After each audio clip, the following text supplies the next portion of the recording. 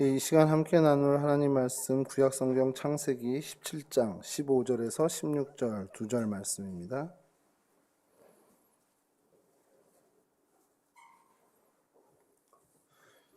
저랑 한 목소리로 함께 봉독하시죠. 하나님이 또 아브라함에게 이르시되 내 아내 이르시는 이름을 사레라 하지 말고 사라라 하라. 내가 그에게 복을 주어 그가 내게 아들을 낳아 주게 하며 내가 그에게 복을 주어 그를 여러 민족의 어머니가 되게 하리니 민족의 여러 왕이 그에게서 나리라. 아멘. 오늘 저희들이 성경 속 인물을 좀 살펴보려고 하는 사람은 바로 사라입니다. 너무도 유명한 사람이기 때문에 어떻게 좀 준비를 해야 될지 참 막막했던 인물 중에 한 사람이 아닌가라는 생각이 들어요. 수요일마다 저희가 성경 속의 인물을 좀 찾고 있는데 뭐 익숙한 사람도 있고 뭐 참 오랜만이다 하는 반가운 사람도 있고요. 또 전혀 몰랐네 하는 저런 사람이 성경에 있었어 하는 사람은 없겠죠. 어쨌든 준비를 하면서 드는 생각이 저도 참 준비하면서 어렵고 또 어떤 사람은 또 쉬운 사람도 있긴 하지만 이게 들으시는 분들이 좀 뭘 얘기하려고 저러는 거야? 이제 이런 생각이 들 수도 있겠다는 생각을 불현듯 한 거예요, 제가. 근데 이제 제가 이렇게 준비를 하면서 예전에 어느 목사님이 하셨던 얘기가 다시 떠올리면서 그래, 그 마음을 좀 다시 한번 말씀을 드리고 시작을 해야 되겠구나라는 생각을 했습니다. 여러분, 그 금을 캐는 거 있잖아요. 그 금광 이런데 요즘 뭐 저희가 뭐 경험해보기 어려운데 예전에 제가 있었던 어릴 때 다녔던 교회가 폐광을 이렇게 인수해서 기도원을 지었었거든요. 그래서 그 굴을 따라서 저 끝까지 들어가 보고 하는데 거기가 뭐 금을 캐던 데라고 그러더라고요. 여러분, 금을 캘 때요, 금이 많이 나오나요? 돌이 많이 나오나요? 무슨 얘기하는지 잘 아시겠죠? 하나님 말씀이 참 금 같아서 하나님 말씀을 저희가 성경에서 막 캐고 또 설교 말씀이나 여러 말씀을 들을 때 금 같은 하나님 말씀을 캐려고 애쓰는, 정말 금을 캐는 마음으로 할 때 금보다는 돌이 많이 나온다는 겁니다. 수요 예배 오셔서 또 혹은 온라인으로 들으실 때 많은 이야기를 듣는데 금보다는 돌이 많다는 사실을 좀 여러분 염두에 두시고 오늘 내가 가져갈 금만 여러분들이 찾으시고 여러분 것으로 삼으시면 좋겠다는 생각이 좀 들었습니다.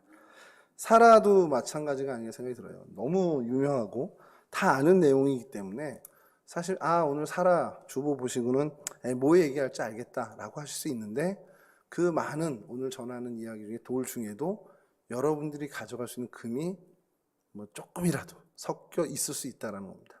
그 금을 찾는 마음으로 우리 말씀을 좀 같이 나눴으면 좋겠다는 겁니다.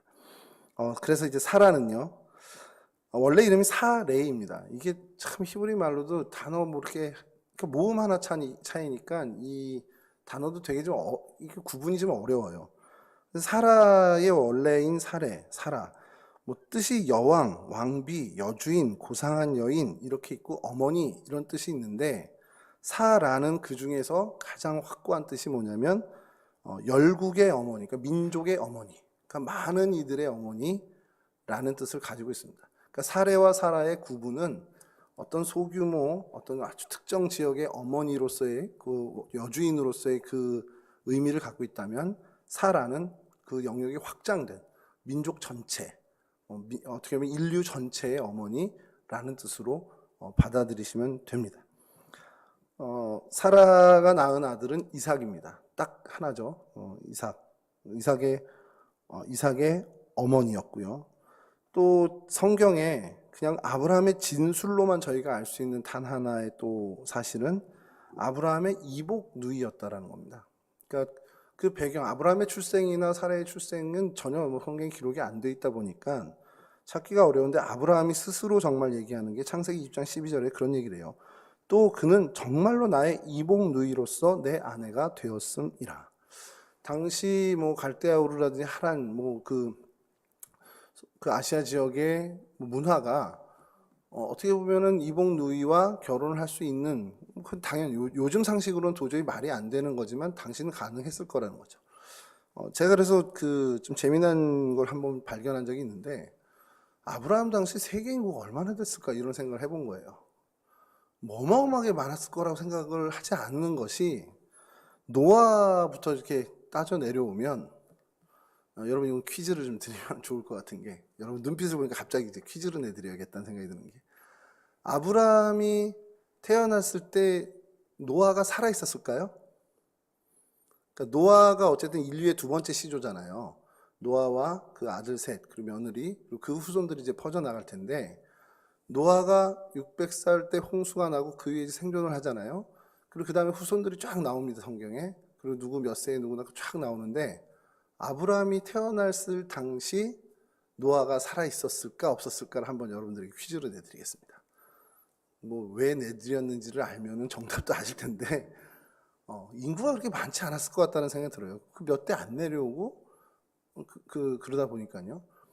그러니 이복 누이와 결혼하는 또 친척 간의 혼인이 있는 것은 굉장히 여기서 어색하지 않은 일일 수 있다라는 거고 또 아브라함과 사라 역시 그 당시 이제 아브람과 사라 역시 어떻게 보면 배다른 그 남매였다라는 것 그리고 그 안에서 또 부부가 되었다라는 것을 우리가 좀 요즘 생각으로는 어색하지만 가능하다라는 것을 좀 이렇게 좀 짚고 넘어가야 될 것 같고요.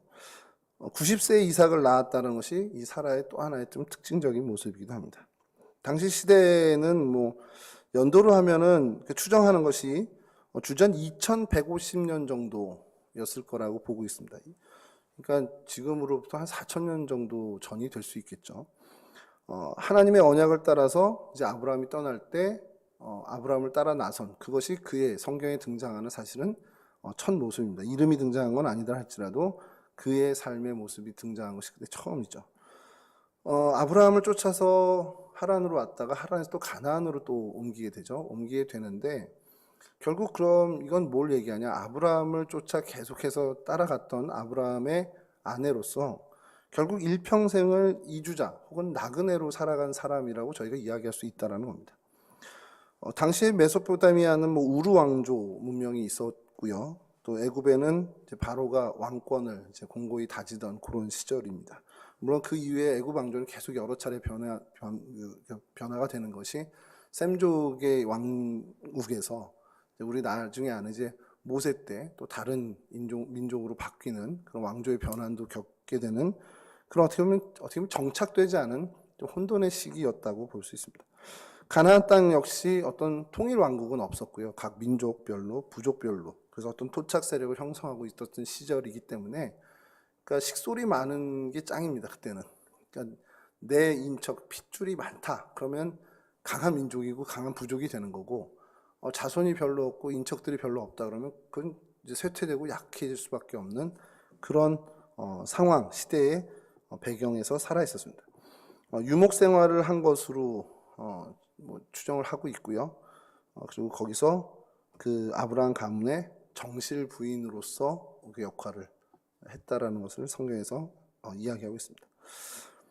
태어난 곳을 보면은 갈대아 우르 지역이었을 것으로 추정을 합니다. 아브라함도 마찬가지고요. 그리고 거기서 배다른 오브라비인 아브라함과 결혼을 하게 되고 이제 그 가족들을 다 떠나서 이제 하란 땅으로 이제 아브라함의 아버지 데라를 따라서 하란 땅으로 가죠. 거기 가서 머무르다가 이제 하나님을 만나게 되는 아브라함이 하나님을 만나게 되는 사건을 경험하고 이제 본격적인 어떻게 보면 타향살이를 시작하게 됐습니다. 이런 어떤 나그네로서 또 이주민으로서 계속 살아야 되는 그의 고충도 있었는데 사실 그거보다 더 큰 고충이 사라에게 있었죠. 우리 잘 알고 있다시 자녀가 없었습니다.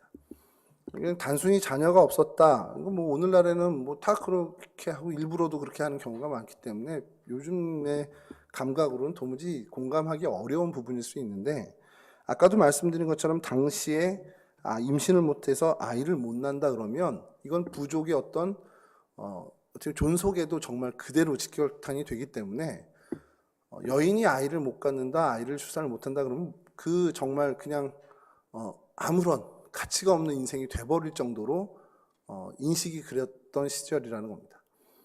그리고 그 심지어 더 나아가서 그럼 왜 아이를 못 갖는데? 라고 했을 때 그것을 신의 저주로까지도 생각하던 시절이라는 거예요.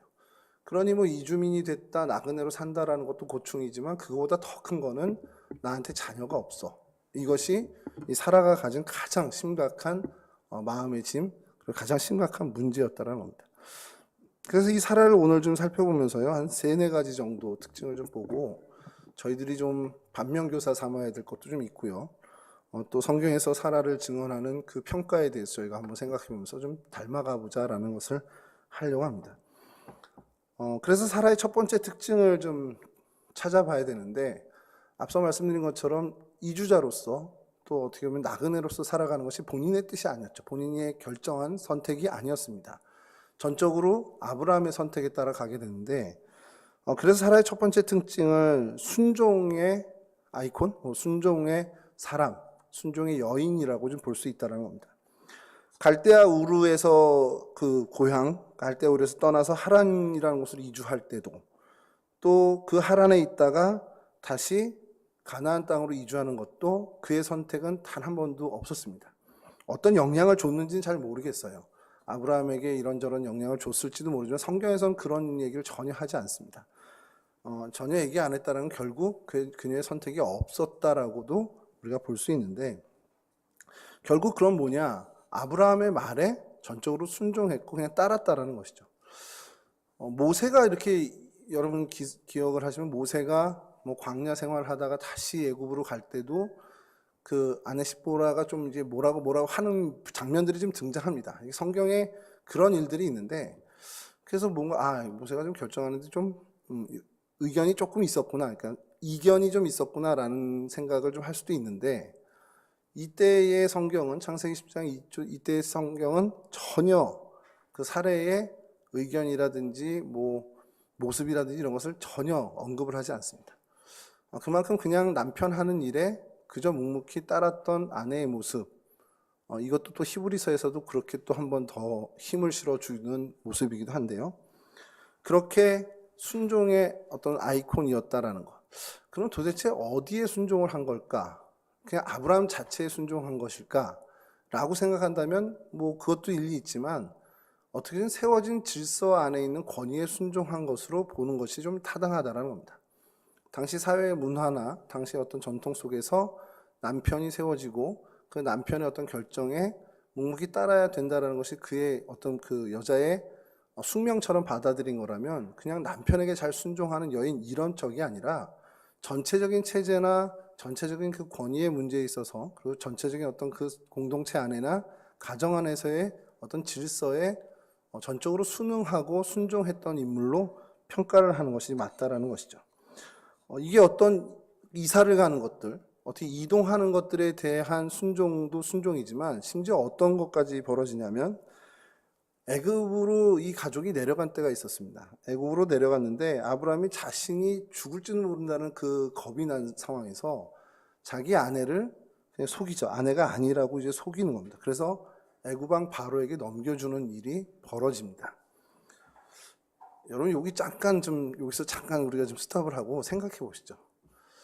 남편이 아내가 정말 아리따워서 같이 갔는데, 그때 당시 뭐 부족이 다 힘 대 힘, 강 대 강으로 다 대결하던 구도니까, 내 아내가 너무 예뻐서 어떻게 보면 타 지역으로 내려갔다가 저 사람이 나를 죽이고 내 아내를 차지할 수도 있겠구나, 이런 생각 때문에 내 아내를 안 하는 겁니다. 오늘날 만약에 그랬다면 어떻게 되겠습니까? 바로 갈라서는 거 아닌가요? 그냥 상상도 못하시, 시도도 못했을 것 같아요, 제가 생각할 때. 근데 이때 아내의 마음은 어땠을까요? 아브라함이 뭐 그런 마음을 했다는 성경에서 이야기하는데, 사례의 마음이 어땠다라는 건 한마디도 나오지 않습니다, 성경에. 어땠을까요? 뭐 이렇게 제가 여자가 아니라 잘 모르는데 그게 좀 도대체 미덥지 않았을 것 같아요. 저는 이 부분을 보면서 이 사라가 남편에게 전적으로 순종했던 모습은 아브라함의 어떤 됨됨이 때문에 순종한 것은 아니구나라는 생각을 하는 겁니다.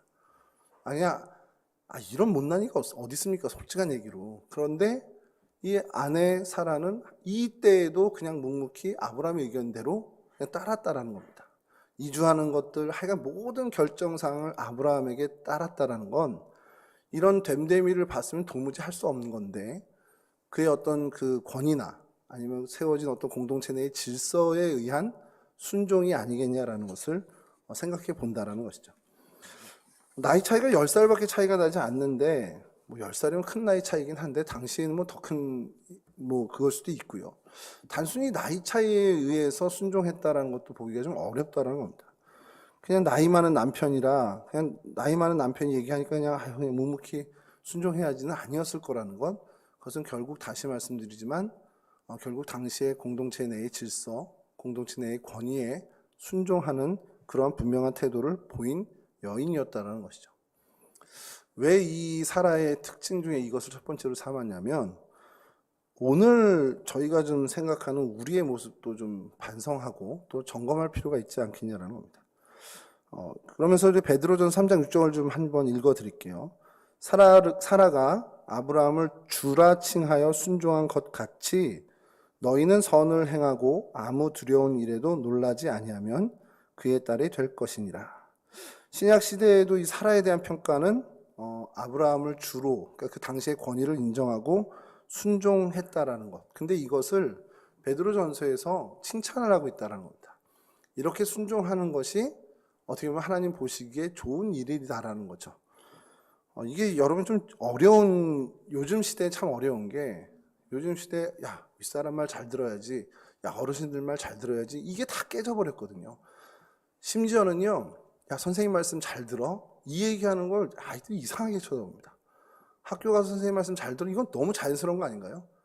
선생님이 무슨 권위, 뭐 선생님이 위대하고 이래서가 아니라 그 학교 내에서 교육의 시스템이 선생님이 학생들에게 가르침을 베풀고 돌보고 사랑을 베풀고 하는 그 시스템 자체가 그렇게 돼 있잖아요. 그러니까 당연히 그 시스템 하에서도 선생님 말씀에 귀 기울이고 선생님이 가르쳐주는 가르침에 대해서 어디 집중하는 게 맞는데, 그렇게 얘기하거나 그런 표현을 하는 것이 오늘날 어떻게 보면 굉장히 금기시 되는 그런 분위기라는 겁니다.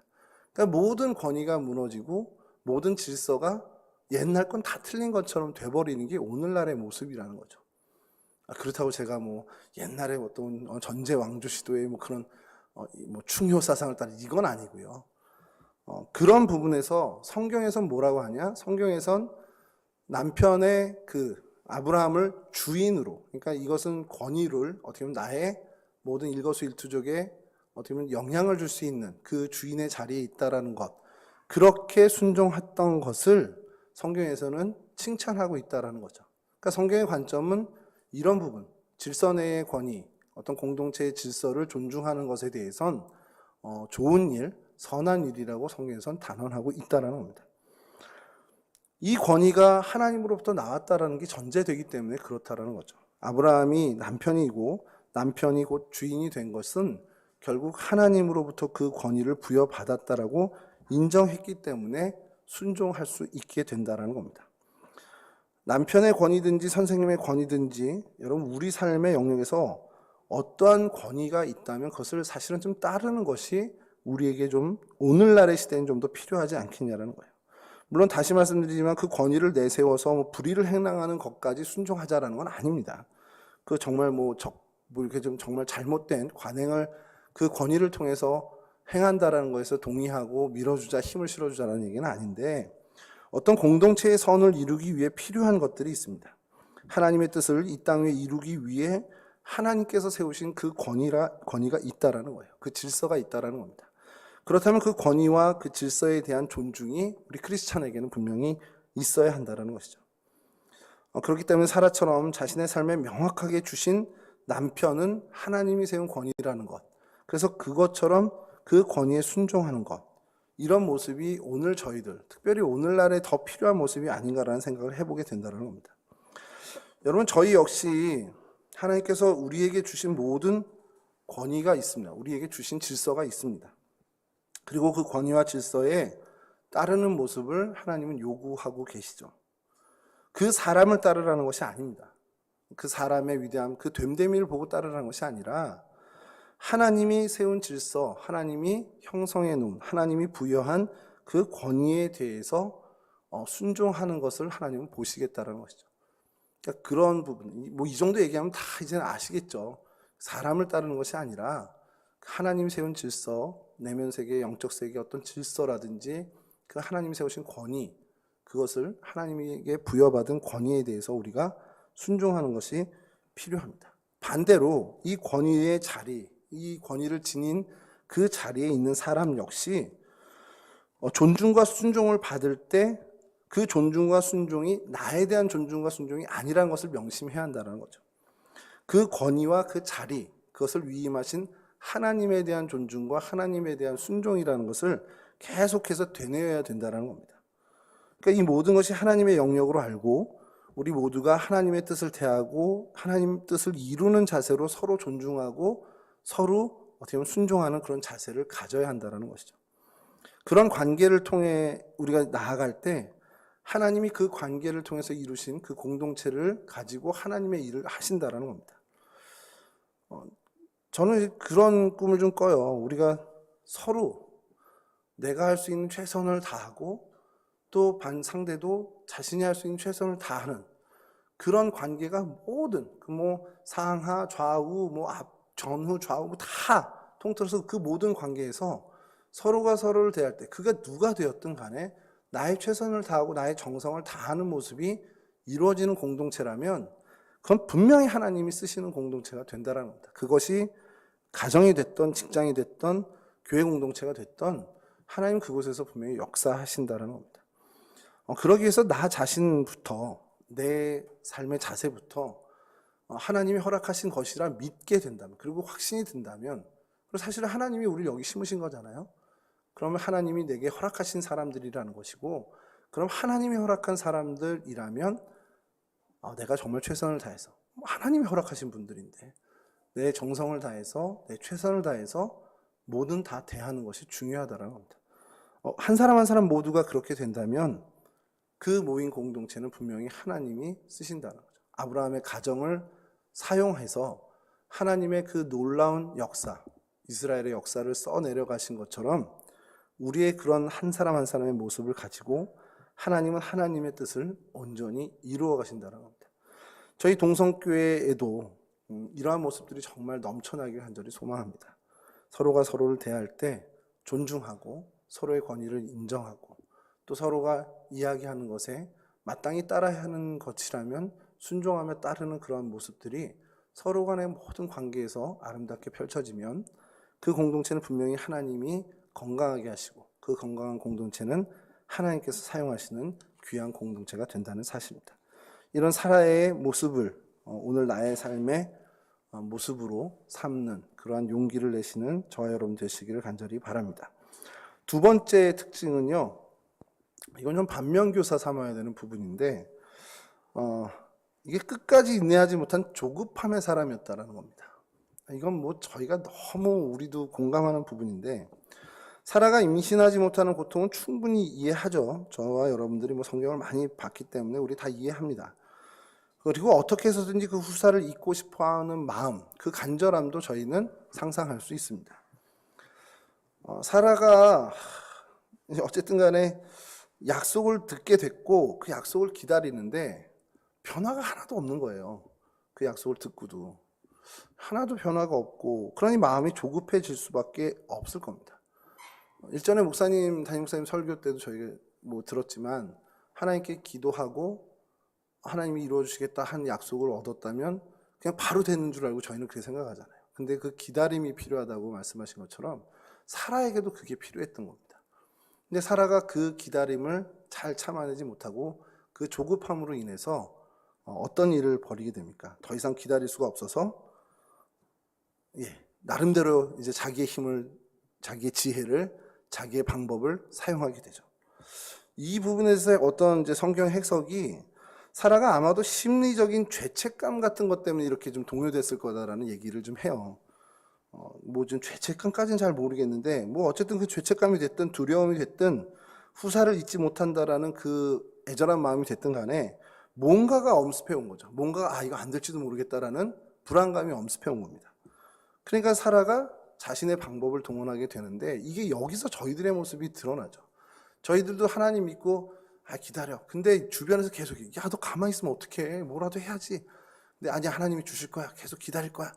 이렇게 다잡아도 주변에서 계속 한두 마디씩 하면 이게 흔들립니다. 아니야, 너 다시 기도해봐. 조금, 야, 이거 이미 안 오잖아. 끝났잖아. 그럼 이제 불안해지기 시작하죠. 그러면 뭡니까? 기도도 하지만 내가 뭘 해야 되지? 하면서 인간적인 방법을 선택할 수밖에 없는 게 저희들이에요. 사라도 똑같았습니다. 그래서 사라가 선택한 그 방법이 뭡니까? 애굽에 내려갔을 때 얻었던 그 애굽의 여종이 있습니다. 하갈이라는 그 여종을 아브라함에게 드립니다. 하나님이 자기의 출산을 허락하지 않았으니까 이 여종을 통해서 하나님께서 이제 후사를 있게 하실 거다라는 생각을 한 거죠. 나름대로 합리화는 다 된 거예요. 나름대로 하나님을 다 판단했고 하나님의 방법은 이걸 거야 라고 정확하게 또 이렇게 확신을 하는 겁니다. 여러분, 이게 저희들 모습 모르겠습니다. 여러분들은 모르겠는데 저도 가끔 그런 때가 있거든요. 아, 이게 정말 합리적이네, 이게 맞네, 이거 우리 하나님 성향이 이렇지, 이러면서 혼자 하나님을 판단하고 하나님은 이렇게 해줄 거야, 하나님이시라면 이렇게 당연히 하겠지라고 하는 경우가 저도 종종 있었습니다. 사라도 그 마음이었을 거예요. 아유, 하나님 뭐 준다더니 안 주네 하고서 이제 하나님 몰라, 이게 아니고요. 그러니까 하나님하고 갈랐을래, 이게 아니라 이게 하나님의 방법일 수 있겠구나 하면서 나름의 자기의 생각을 하나님의 뜻인 양 계속해서 합리화하는 그런 모습으로 달려갔을 거라고. 그래서 그 여종을 통해서 후사를 얻게 되는 것, 그것이 내 방법이지만 하나님이 이렇게 이끄실 거야 라는 판단하에 그 방법을 실행해 나갑니다. 사실 여러분, 그 상황이 아브라함이 그때 사라에게 뭐 한마디 이런 거에 대해서 후사를 못 이었다 뭐 이런 얘기 한마디 한 적이 없습니다. 원망한 적도 없고요. 오히려 아브라함은 이 마음에 대해서 어떻게 보면 좀 비운 것 같은 모습을 보여줘요. 뭐냐면 자기 상속자가 자기 집에서 어릴 때부터 자란 엘리에셀이라고 하나님께도 이야기합니다. 그러니까 뭐 내 후사가 아들을 낳거나 뭐 그렇게 된 다음에 뭐 그들이 그 아들이 뭐 내 어떤 뭐 이 가게를 이어나갈 뭐 그렇게 생각한 게 아니라 아예 마음을 비웠어요. 어려서부터 이렇게 자라난 그 종이 있습니다. 엘리에셀이라고 나중에 이삭의 신부감을 고르러 가는 그 종을 보면서 내 후사는 어떻게 보면 계승자는 엘리에셀입니다라고 하나님께 이야기하는 모습까지 보여준다라는 거죠. 그런데 오히려 사라 쪽에서 더 애걸복걸하고 사라 쪽에서 더 조급해했다라는 겁니다. 아브라함은 전혀 오히려 마음을 비운 것 같은데도요. 어떻게 보면 나이가 계속 먹어가면서 조급해진 건지 아이가 뭔지 모를 그 조급함에 아브라함에게 제안을 하고 여종을 아브라함에게 드리고 결국 여종으로 하여금 자식을 낳게 했습니다. 그렇게 해서 낳은 아들이 이스마엘입니다. 여기 뭐 잘 아는 사실인데, 사라가 끝까지 인내하지 못하고 여종을 첩으로 준 결과 이 이스마엘이 태어났는데, 이스마엘이 태어나고 이루어진 그 가정 내에서 일은 어떻습니까? 뭐 분란이 일어났죠. 뭐 그 가정사 얘기는 잠시 후에 하더라도 결국 여러분 이것을 좀 먼 미래로 보면 어떤 일이 벌어진 거죠? 이 사례의 한 사람의 조급함으로 인해서 하나님을 기다리지 못한 것으로 인해서 이 이스마엘의 후손과 나중에 이삭의 후손인 이스라엘 백성들과 지금까지도 앙숙으로, 지금까지도 어떻게 보면 갈등으로 이렇게 지내고 있다는 겁니다. 세계 역사에도 참 힘들게 하는 그런 일들이 그 중동에서 계속해서 이루어지고 있다는 것이죠. 하나님 말씀을 신뢰하지 못하고 조급함 때문에 자신의 임의로 결정한 것, 그 한 사람의 단순한 그 실수가 엄청난 결과로 돌아왔고 인류 전체에게 이렇게 계속해서 피해가 있는 일이 벌어졌다는 겁니다. 그 후손들의 대립이 정말 시간을 관통해서 지금까지도 갈등의 역사를 반복하고 있다는 거, 이거 누구 책임이야 그러면 살해 책임이야라고 할 수도 있을 정도라는 것이죠. 그건 그렇다 치고요, 그렇게 순종을 잘하던 사례가 아브라함을 원망하기까지 합니다. 이 이후에 저 아이가 임신했다고 나를 홀대해요 하면서 아브라함에게 원망하죠. 아니, 아브라함이 한 게 아닌데 왜 아브라함을 원망할까? 그러면서 그 여종을 학대하기 시작합니다. 그리고 나중에는 이 하갈과 이스마엘을 결국엔 쫓아내기까지 하죠. 여러분, 가정에서 벌어져서는 안 되는 원망과 학대와 어떻게 보면 내침, 이런 것들이 벌어지게 된다. 뭐 그 후손들이 지금까지 역사를 관통해서 뭐 갈등한다, 이거는 둘째치고 그 가정에서 정말 일어나서는 안 되는 가정의 비극이 일어났다는 거죠. 여러분, 그러니까 우리가 하나님의 약속을 받으면 정말 끝까지 인내하는 사람으로 사는 것, 이것이 굉장히 중요하다는 거죠. 정말 하나님을 얼만큼 믿느냐를 하나님이 테스트하는 걸 수도 있습니다. 너 나 어디까지 믿어? 그래서 정말 마지막, 정말 야구로 치면 아슬아슬하게 딱 닿는 세이프 상황이 되는 그때까지 하나님이 우리를 내모시는 일들이 좀 많이 있는 것 같다는 겁니다. 여러분, 오늘날 저희들에게도 하나님은 동일한 걸 요구하신다는 것이죠. 기도하는 것 원하시고 또 요구하십니다. 그 기도하고 하나님을 의지하는 것, 그래서 하나님만 바라보라는 하나님의 요구가 지금 2022년에도 동일하게 하나님 우리에게 말씀하시는데, 거기까지는 우리가 참 잘 준행해 가는 것 같아요. 근데 그 기도하고 하나님을 바라고 하나님의 응답을 기다리는 그 기다림은 4,000년 전이나 지금이나 우리의 조급함도 동일한 것 같습니다. 하나님의 말씀이 동일하듯이 우리의 조급함도 정말 계속해서 똑같은 것 아닌가. 잠깐 제 얘기를 좀 드리면 좀 죄송한 얘기긴 하지만, 종합관 건축이 계속 진행되고 있고 이사 날짜가 다가오는데 약간의 미비한 것, 근데 결정적으로 이건 좀 돼야 되는 부분들이 좀 있었어요. 근데 이게 안 되는 겁니다. 일정이 나오지도 않고 어렵게 됐다라는 소리까지 듣고, 나름 좀 자괴감이 생긴 게, 나 내 나름대로 정말 기도 열심히 했는데 이제까지 살아오면서 많은 기도 제목을 놓고 기도할 때 이상으로 기도했는데 왜 이렇게 어긋났지? 이런 생각이 드는 거예요. 담임 목사님 설교 중에서 한번 그런 말씀 하셨는데, 그래서 그날 금요일에 막 하나님을 좀 원망하듯이 좀 기도하면서 좀 약간 땡깡을 썼습니다. 그런데 오늘 설교의 그 교훈을 그날 얻은 것 같아요.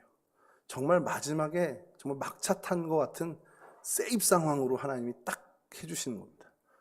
그래서 이러려고 하나님이, 그러면서 제가 얼마나 하나님께 죄송했냐면, 하나님, 내가 그날까지도 좀 믿고 하나님을 기도하고 기다렸어야 되는데, 그날 제가 하나님을 좀, 하나님 이게 뭡니까? 라고 하나님께 약간 원망하듯 한 것이 너무 죄송해지는 거예요. 그 마지막 한 고비, 하루의 고비만 내가 잘 넘겼어도, 하나님, 난 그래도 하나님 믿어요, 이 자세로 갔어야 되는데, 그걸 못한 그 죄송함이 막 몰려오는 겁니다. 사례도 아마 그러지 않았을까라는 생각이 들어요. 나중에 이삭을 출산하고 나서는, 아이고 하나님, 내가 이때까지 기다렸어야 되는데 내가 좀 잘못했군요, 내가 하나님을 정말 전적으로 신뢰하지 못했군요라는 후회가 분명히 있었을 거라는 거죠. 이 후회를 이제 하지 말자는 겁니다. 2022년 이 이후엔 우리가 이런 후회를 하지 않는, 하나님을 믿으면 정말 끝까지 믿는, 조금도 의심하지 않는, 정말 흔들리지 않는 그러한 믿음으로 하나님께 나아가는 저희들이 되었으면 합니다. 세 번째 사라의 특징 역시 약간은 좀 부정적인 모습이긴 한데요. 자신의 잘못을 변명하는 약간 연약한 성품의 소유자였습니다. 이건 짧게 이야기 드리면, 천사가 아브라함을 방문하죠. 그리고 아브라함이 잘 대접을 합니다. 그러면서 얘기하는 게, 내년 이맘때 네 아내 사라에게 아들이 있을 거야 라고 얘기합니다. 그때 아브라함의 나이가 99세죠. 100세에 이삭을 얻었으니까요. 사라가 그 얘기를 듣습니다. 듣게 되면서 뭐라고 했겠죠? 어떤 생각을 했겠습니까? 황당했을 거예요. 그리고 나는 내 몸도 이제 다 끝났는데, 이미 갱년기고 다 지나갔는데 무슨 소리야 하고서 속으로 웃었어요. 그래서 이삭이 이름이 웃음이라는 이름을 짓게 된 거죠. 속으로 웃었습니다. 나도 늙었고 우리 주인도 늙었는데 무슨 즐거움이 있어, 이런 식으로 속으로 또 이야기했습니다. 근데 천사는 천사죠. 그 얘기를 다 듣고는 얘기합니다. 너 왜 웃었냐 이거죠. 사례가 웃었느니라, 이렇게 얘기를 한 겁니다. 그러니까 사례에게 왜 웃었냐라는 추궁이 이제 집중되니까 사례가 뭐라고 얘기합니까? 두려운 나머지 부인합니다. 나 웃지 않았습니다. 속으로 웃었으니까 몰랐을 거라고 생각을 했겠죠. 그러면서 자기 자신을 계속해서 부인하는데 천사가 네가 웃었느니라 라고 이야기합니다. 이때 그 무한함이 어땠을까라는 생각이 좀 드는 거예요. 하나님의 사람 천사가 와서 하나님의 선한 뜻을 이야기하고 할 때 속으로 빈정된 거란 말이에요, 사실은. 근데 그게 들렸어. 그냥 정말 친구 사이에서도 우리 뒷담화라고 하잖아요. 내가 뒷담화하는 거를 친구가 들으면 얼마나 민망합니까? 근데 심지어 이건 하나님의 사람, 하나님의 천사가 와서 이야기하는 걸 제가 빈정거렸는데 그걸 들었어요. 이건 정말 말도 못하는 정말 당황함이 있었을 겁니다. 그런데 그 다음이 중요하죠. 당황했으면 아이고 죄송해요. 네, 그런 뜻이 아니었는데 죄송합니다. 이러면 끝날 걸. 나 그런 적 없어요. 안 그랬어요. 이 모습을 보면서 계속해서 저는 계속 반복하며 읽으면서 야 이거 나랑 사람은 똑같구나. 저희들도 그런 모습이 안 한 것처럼 시침이 뚝 뜰 때가 많습니다. 제가 어디서 주로 그런가 생각을 해봤는데 뭐 교회에서 그런 적은 별로 없었던 것 같아요. 뭐라 그러면 아이고 제가 잘못한 거 맞는 것 같다라고 이야기를 좀 빨리 하는 것 같은데 저희 집에서 제가 많이 그러는 것 같아요. 집에서 아내한테 아이들한테 시침이 뚝 떼고 안 했는데 이런 게 많은 것 같아요. 뭐 이렇게 예를 들어서 뭘 마시고 안 씻어놓고 그냥 싱크대 위에다 올려놓고는 누가 이렇게 여기다 안 씻고 올려놨어? 그러면 저희 아이들 같은 경우는 엄마 미안해 내가 그러면서 가서 하기도 하는데 저는 계속 시침 떼고 모니터 보고 있습니다. 안 한 척. 그러면 그냥 알겠죠. 근데 저는 끝까지 안 한 척. 제가 되게 그런 게 많더라고요. 뭐 그건 정말 아무것도 아니지만 사라가 정말 이 코웃음 친 것, 빈정된 것은 정말 중대한 사건인데도 그렇게 됐다는 거죠.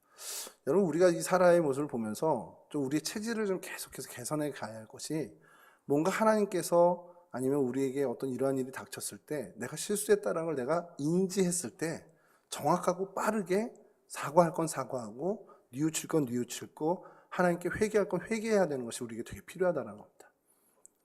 신앙생활을 제가 이렇게 저도 이제는 50여 년 가까이 했네요. 지금 생각해 보니까 하면서 신앙의 선배님들 또 교회의 어르신들 그래도 정말 많은 분들을 만났을 때 그냥 고개 숙여지며 어떻게 보면 존중하게 되고 존경심을 갖게 되는 대부분의 분들의 공통점이 빨리 뉘우치고 빨리 회개하시는 분들이더라고요. 아니 뭐 사과를 빨리 한다는 것도 떠나서 저분이 하나님 앞에서 고집 피우는 거를 못 본 거예요. 그분들은 얼른 하나님 앞에 자복하고 얼른 하나님 앞에 돌이키고 얼른 잘못된 것이면 수정하고 그리고 사람들의 이야기를 들으면서 본인의 어떤 그런 실책들이 발견된다면 얼른 수정. 정말 그게 어른이다라는 생각이 좀 들더라고요. 신앙의 어른이다라는 거.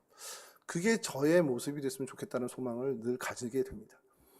바라기는 저희들이 하나님과 늘 가까이 교제하는 거로 영적인 민감성을 갖고 있고 그래서 우리가 살아가다가 마주하게 되는 잘못들에 대해서 빨리 알아차리는 그런 사람들 그리고 빨리 알아차렸을 때 빨리 회개하고 돌이키는 그러한 사람들이 되기를 위해서 애쓰고 수고하는 그런 모습이 필요하지 않겠냐라는 거죠.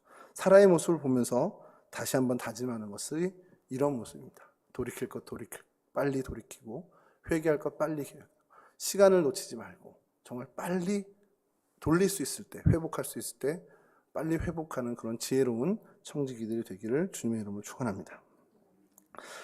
그러면서 이제 마지막으로 하나 하는 것이 이게 좀 희망을 주는 겁니다. 사라가 믿음의 사람이었다는 것, 믿음으로 하나님의 약속을 선물로 얻어냈다라는 특징을 갖고 있다는 겁니다. 그러니까 이게 믿음의 사람이라는 거예요. 이게 제 얘기가 아닙니다. 뭐 구약의 어떤 모습을 보면서 제가 추론한 것도 아니고요. 어떤 주석에 있는 얘기도 아니고 사라가 믿음의 사람이었다는 건 성경 자체에서 증언을 해주고 있습니다. 히브리서 11장 11절입니다. 함께 읽죠. 저희 시작. 믿음으로 사라 자신도 나이가 많아 단산하였으나 잉태할 수 있는 힘을 얻었으니 이는 약속하신 이를 미쁘신 줄 알았음이라. 아멘. 사라가 잉태할 힘을 얻은 것, 이게 믿음이었다라는 겁니다. 히브리서 11장 믿음장에 이 사라의 이름이 당당히 들어있다라는 거죠. 여러분, 사라가 믿음의 사람이었습니다. 에이, 뭐 이런 모습인데 무슨 믿음의 사람이야. 다 차지하고 성경에서 그렇게 증언을 하고 있다는 거예요. 히브리서 11장에서 사라는 믿음의 사람이야 라고 하나님이 증언해 주신다는 거죠. 뭐 훌륭한 믿음이 있고 훌륭하지 않은 믿음이 있는지 잘 모르겠습니다만 뭐 그런 믿음의 어떤 레벨이 있고 격차가 있다 하더라도 어쨌든 이는 믿음의 사람이었다는 것. 그런데 여러분 우리에게 이게 왜 희망이 되냐? 사라의 모습은 저희와 별반 다를 게 없었어요. 약한 사람이었고요. 또 질투심도 있었죠. 조바심도 있었죠. 인내심 없고 또 사람을 학대하는 그런 잔인성도 사실 있었던 사람입니다. 그런 어떻게 보면 연약한 존재였다라는 거예요. 그 연약한 존재를 하나님이 만지시고 다듬어서 믿음의 사람으로 만들어 주셨다는 거예요. 결국 최종 그는 믿음의 사람이 되었다는 겁니다. 너 연약해 살아야 너 할 수 있는 거 하나도 없어. 그러니까 네 힘으로 아무것도 못해. 너 죽은 몸이야. 그러니까 너 나한테 맡겨. 하나님이 이러신 거죠. 사례가 그 말씀에 순종한 겁니다. 그리고 하나님의 다루심이 그의 인생 가운데 임했고 하나님의 만지심과 하나님의 돌보심이 임해서 결국 그는 믿음의 사람으로 다듬어졌다는 겁니다. 믿음으로 자신을 내어놓는 것이 중요합니다. 믿음으로 나를 하나님께 내어놓는 것이 믿음의 사람이 첫 번째 해야 할 일인 거죠. 정말 내 몸이 죽은 것 같아도 내가 믿음으로 하나님께 나를 내어놓을 때 내 안에서 생명이 움트고 생명이 꾸물거린다는 겁니다. 여러분, 하나님의 약속이 다 그랬죠. 성경에 있는 많은 인물들이 다 이와 같았습니다. 믿음으로 정말 마른 막대기 같은 우리가 하나님의 역사하심으로 인해서 생명나무로 바뀌는 것 같은 역사들이 일어났어요. 여러분, 그만큼 믿음이 중요합니다.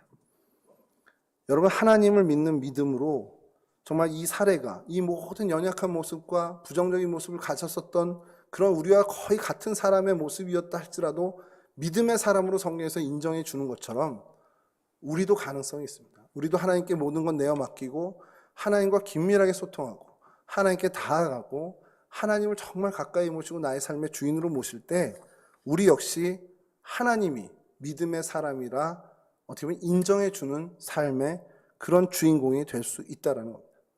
여러분, 이 믿음을 위해서 애쓰시길 간절히 바랍니다. 정말 믿겨지지 않을 때, 정말 하나님을 신뢰할 수 없다고 느껴질 때도 더 하나님을 간절히 찾고요. 그래서 하나님께 더 매달리고, 그래서 하나님 내게 믿음을 더 주시옵소서. 계속해서 기도하며 하나님 앞에 나아가는 그런 끈질김이 우리한테 있기를 간절히 바랍니다. 그래서 정말 하나님, 나 아무것도 할 거 없어요. 아무것도 할 수 없습니다. 아무것도 없습니다 할 때, 그러면서 하나님, 그러니 하나님이 해주세요. 내 정말 이 무능의 현장에 하나님의 전능하심이 임하길 소원합니다. 기도하며 나아가는 저와 여러분, 그래서 정말 사라 이상의 믿음의 사람으로 하나님으로부터 인정받는 그런 우리 동성교회 온 식구들이 되기를 주님의 이름으로 간절히 축원합니다.